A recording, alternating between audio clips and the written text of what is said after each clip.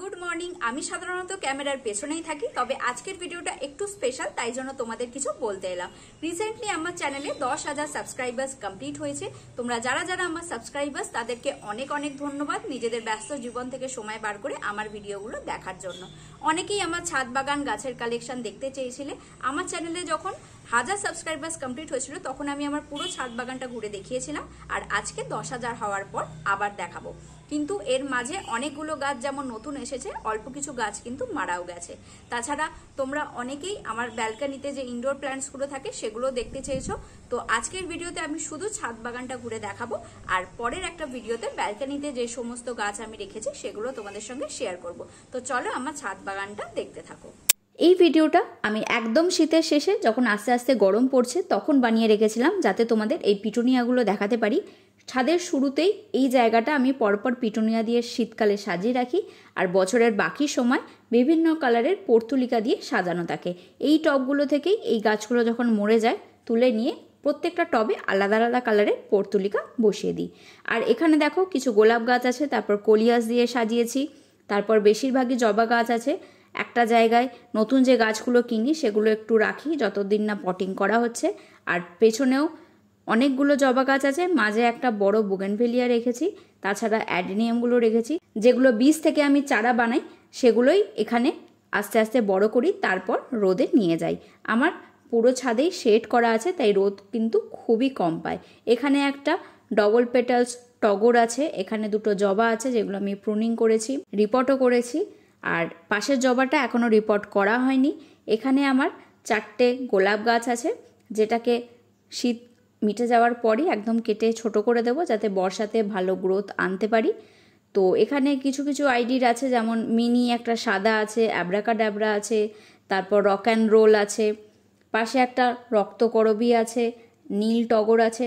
না, এখানে মিশিয়ে গাছ আছে, যেমন এই মিনি অ্যালামন্ডা, তারপর ফার্স্ট লাভের দুটো কালারই আমার কাছে আছে, হলুদ আর লালটা। সাদাটা এখনও কালেক্ট করতে পারিনি। তাছাড়া এখানে কিছু কলিয়াস দিয়ে আমি সাজিয়ে রেখেছি। আমার কাছে আরও কিছু ভ্যারাইটি আছে, কিন্তু সেগুলো যত্ন করে বা এতটা সুন্দর বুশি করে বানানো হয়নি। এগুলো 6 ইঞ্চি প্লাস্টিকের টবে করি।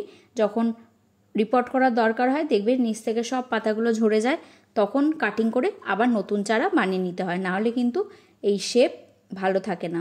তারপর এখানে কিছু দেশি জবা আছে, হলুদ থোকা জবা আছে, আর নতুন নতুন যা গাছ আসে বা ছোটোখাটো যা চারা আমি বানাই সেগুলো এই জায়গাটায় বানাই, কারণ এখানে খুব বেশি রোদ পড়ে না, একটু ছাওয়া ছাওয়া থাকে। তাই নতুন গাছগুলো এনে এখানে কিছুদিন রাখি, তারপর সেগুলোকে পটিং করে দিই। আর একদম কোনো একটা লেবু গাছ আছে, কিন্তু যেহেতু রোদ পায় না সেরকম ফুল বা ফল এই গাছে হয় না, তাও ছাদে রাখার জায়গা পাইনি বলে এই জায়গাটাতেই রেখেছি। পরে যদি অন্য কোনো জায়গায় ব্যবস্থা করতে পারি যেখানে বেশি রোদ আসে সেখানে সরাবো, কারণ লেবু গাছে প্রচুর পরিমাণে রোদের দরকার হয়। আর এখানে পরপর কিছু জবা গাছ আমি রেখেছি। হলুদ যে জবাটা দেখছো সেটা কিন্তু একদম থোকা ভ্যারাইটি, যেহেতু শীতকাল ঠান্ডায় এরকম হয়ে ফুটেছে, অন্য সময় কিন্তু এটা একদম থোকা হলুদ জবা হয়ে ফোটে। তাছাড়া এখানে দুটো আমার ট্রপিক্যাল জবাও আছে, শিবা আর দুর্গা। ছাদের মাঝখানে আমি সাকুলেন্টগুলো রাখি যাতে টানা বৃষ্টিতে জল না পায়। যদিও মাঝে মাঝেই ছাট এসে সব ছাদটাই ভিজে যায়, তখন এগুলোতেও জল পড়ে, কিছু কিছু সাকুলেন্ট নষ্টও হয়। কিন্তু সবসময় যদি টানা বৃষ্টি পড়ে সাকুলেন্টে একদমই ওভার ওয়াটারিং হয়ে যাবে আর গাছ কিন্তু নষ্ট হবেই। সাকুলেন্ট সব সময় একদম শুকনো ওয়েদার পছন্দ করে, তাতে গরমে খুব ভালো থাকে, বর্ষাতে কিন্তু যত সমস্যা শুরু হয়।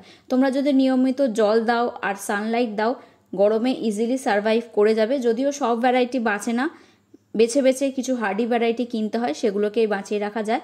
বর্ষাতে এই গাছগুলোকেও যদি টানা বৃষ্টিতে ভেজাও এগুলোও নষ্ট হয়ে যাবে, কারণ আমি সপ্তাহে একদিন যে গাছগুলোয় জল দিই সে গাছ যদি সারাদিন বৃষ্টিতে রোজ বৃষ্টি পায় তাহলে তো অবশ্যই গাছগুলো মরে যাবে। তাই জন্যই এমন জায়গায় রেখেছি যেখানে বৃষ্টির জল কিন্তু সেরকম আসে না।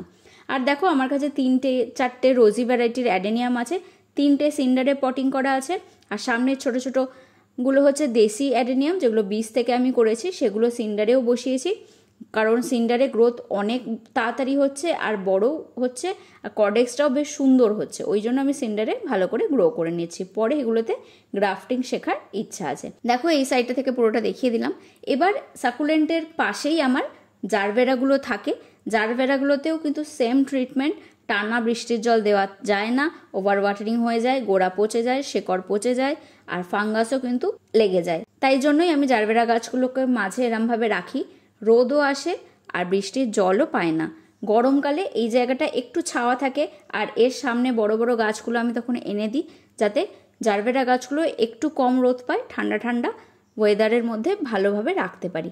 যদিও খুব যখন গরম পড়ে একটু ঝিমিয়ে যায়, কিন্তু যদি একটু অনেকগুলো গাছ এরকমভাবে পাশাপাশি রাখো, একটা ভালো পরিবেশ দিতে পারো, তাহলে গাছগুলো খুব ভালোভাবে বেঁচে যায়। আর এই দিকে যে জায়গাটা দেখছো, এখানে যেহেতু গ্রিল দেওয়া আছে, সবচেয়ে বেশি রোদ এই জায়গাটাতেই আসে। তাই জন্য আমার সবকটা বোগেনভেলিয়া গাছ এখানে পরপর রেখেছি, কারণ এই গাছে রোদ না পেলে খুব একটা ভালো ফুল হয় না। যদিও সবসময় পায় না, যতটা দেওয়া যায়, যেহেতু শেড আছে আমার কিছুই করার নেই। যে জায়গাগুলোতে সবচেয়ে বেশি রোদ আসে সেখানেই গাছগুলোকে সরিয়ে সরিয়ে রাখতে হয়। মাঝে মাঝে দরকার অনুযায়ী সব গাছকেই আমি এদিক ওদিক করতে থাকি, কিন্তু মোটামুটি বোগেনভেলিয়াগুলো আমি এখানেই পরপর রাখি। আরও নতুন কিছু ভ্যারাইটি কিনেছি, কিন্তু সেগুলো এখানে রাখার জায়গা নেই, আমাকে অন্য জায়গাতেই রাখতে হবে। তাতে গাছের ফুলও যেমন কম হবে, তেমনি শেপও নষ্ট হয়ে যাবে, সরু লম্বা হয়ে যায়, ঘন বুশি গাছ বানানো যায় না। রোদের খুব দরকার হয় এই গাছে, যেটা আমার পক্ষে বা আমার ছাদে এই গাছগুলোকে সবসময় দেওয়া পসিবল হয় না। দেখো এখন মোটামুটি সব বোগেনভেলিয়া গাছেই পাতা ঝরে যাচ্ছে, অল্প কিছুতে ফুল আছে। আমি এখন ফুল নেওয়ার বেশি তাড়া নিচ্ছে না, কারণ শীতকালে খুব ভালো ফুল হয়ে গেছে। এবার আস্তে আস্তে গাছগুলোকে আমি কেটেও দেবো। আর এই সাইডটায় আরও নানা রকম রাজ টগর, কিছু রঙ্গন, তারপর মিনি অ্যালামন্ডা ছিল, যেটা আমি হার্ড প্রুনিং করে দিয়েছি। আমার কাছে রঙ্গন গাছ কিন্তু খুব একটা ভালো হয় না, বিশেষ করে এই হলুদ রঙের ভ্যারাইটিগুলো।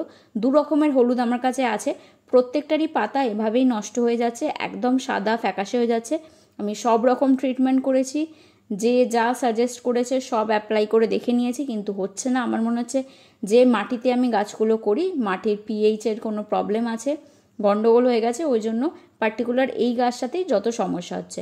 আর এই সাইডে আমার 3টে ফুরুষ গাছ আছে, লাল, সাদা আর বেগুনি। বেগুনি গাছের পাতাগুলো কিন্তু কালচে, এটা একটা অন্য ভ্যারাইটি, এটাও বেশ ভালো লাগে। তাছাড়া কিছু চাইনিজ টগর, তারপর পয়েন্সেটিয়া, মাদার প্ল্যান্টও একটা আছে, যেটা প্রুনিং করে দিচ্ছি, ফুল হয়ে গেছে, আস্তে আস্তে কেটে বাদ দিয়ে দেবো, যাতে পরের বছরের জন্য আরও নতুনভাবে সুন্দর করে বানাতে পারি, ঘন বানাতে পারি, গাছটাকে বড় করতে পারি। আর এখানে এই সাইডে ছোটোখাটো অনেক কিছু গাছ আছে, যেগুলো ছোট ছোট চারা বানাতে থাকি, স্নেক প্ল্যান্ট, তারপর কালাঞ্চও ফুল হয়ে গেছে বলে আমি গাছটাকে প্রুনিং করে দিয়েছি। আরও টুকটাক আছে, অনেকজনকে গিফট দিতে হয়, অনেকে চায় গাছ, তো তাদের জন্য এখানে বানাই। বা যদি কোনো ভালো গাছ প্রোপাগেট করতে পারি, সেল করতে পারি, সেগুলো ভালো করে বানিয়ে যত্ন করে এখানে রেডি করি। যখন একদম বড় বুশি সুন্দর গাছ হয়ে যায়, তারপরেই সেল করি বা গিফট করি। এখান থেকে ওপরের একটা ছাদে যাওয়া যায়, যেখানে আমার রেন লিলি আর পদ্ম গাছগুলো থাকে, কারণ ওই ছাদে শেড নেই, সবচেয়ে ভালো বৃষ্টি আর রোদ আসে, তাই জন্যই ওখানে তুলে দিয়েছি। যদিও এখন কোনো রকমের পদ্ম গাছ নেই বলে আর আমি উঠে তোমাদের দেখালাম না, ওই ছাদটা এখন ফাঁকা গামলাই রাখা আছে। এখানেও দু রকমের স্নেকের ভ্যারাইটি রেখেছি। এই রকম ফ্ল্যাট টবে দিলে আমি দেখেছি তাড়াতাড়ি প্রোপাগেট হয়, অনেকগুলো চারা তাড়াতাড়ি বেরোয়, ওই জন্য এভাবে রেখেছি, কারণ এই ভ্যারাইটিগুলো অনেকেই আমার কাছ থেকে চেয়েছে, তাদের জন্য চারা বানাবো। এখানে একটা লম্বা variety snake plant, variegated rubber, China বট আর সিলভার প্ল্যান্ট, তাছাড়া নতুন কিছু গাছ কিনেছি। তারপর শীতের পিটুনিয়াগুলো হয়ে গেছে, সেই টবগুলো ফাঁকা করে এখানে রেখেছি। নতুন যা টব কেনা আছে সবই এখানে আমি জমিয়ে রাখি। আর এই সাইডে দিয়ে দেখো ঘুরে এসে তবেই এই মাঝে যে দেখছো জারবেরার আর সাকুলেন্টের জায়গাটা দেখতে পাবে। এভাবেই আমি ছাদটাকে গুছিয়ে রেখেছি, সবসময় গোছানো থাকে না, তোমাদের জন্য ভিডিও করব বলে মোটামুটি পরিষ্কার করে গুছিয়ে রেখেছি। আর ফুরুষ গাছে যখন ভিডিও করেছিলাম ফুল হয়নি, তাই এখন বর্ষাতে যখন ফুল হচ্ছে তার একটা ক্লিপিংস আমি তুলে রেখেছি। দেখো লাল ফুরুষ গাছ কত সুন্দর হয়, দারুণ দেখতে লাগে। এটার আরও একটা ভ্যারাইটি আছে, যেটা পাতাগুলো কালচে হয় আর ফুলটা লাল হয়, সেটা কিন্তু দেখতে আরও বেশি ভালো লাগে। তোমরা যদি এই গাছগুলো কোথাও দেখতে পাও তাহলে অবশ্যই কিনে নিও, নিজেদের বাগানে রেখো, খুব সুন্দর ফুল পাবে। তো আজকের ভিডিওটা এখানেই শেষ করছি, পরের ভিডিওতে খুব তাড়াতাড়ি দেখা হবে। আর যারা যারা এত দূর আমার ভিডিওটা দেখছো তাদেরকে অনেক অনেক থ্যাংক ইউ।